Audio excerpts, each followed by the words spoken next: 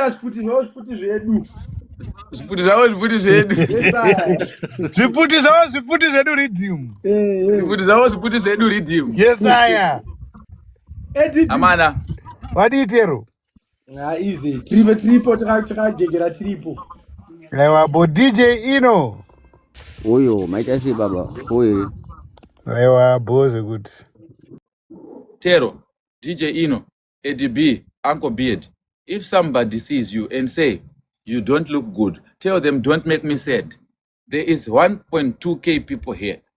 Today's motto is don't make me sad. Meaning to say, if you see me at school and I'm grade 1 and I don't have shoelaces, my mom cannot afford it. Don't make me sad. Somebody say in the comment, don't make me sad. Please. Somebody say, don't make me sad.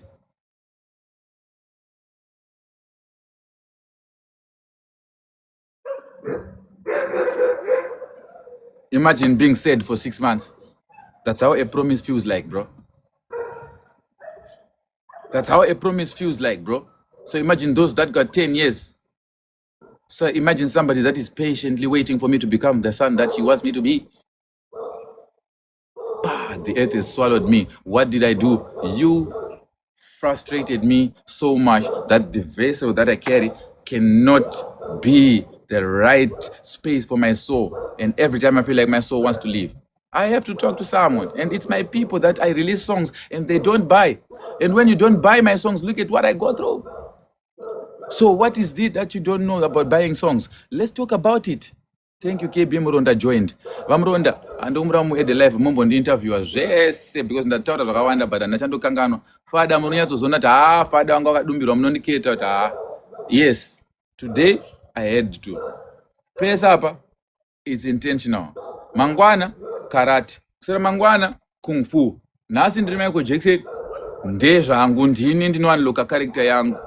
Aundivunze kuti say, don't make me sad. Can somebody say, don't make me sad?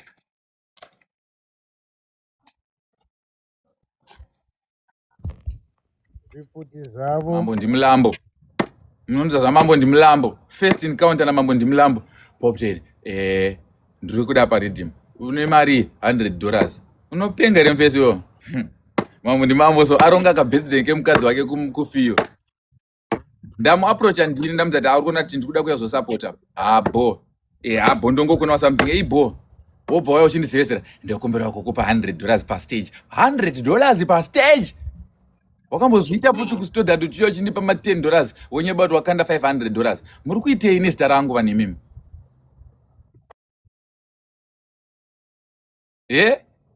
Mambo Ndimulambo uda ndipa $100 per stage.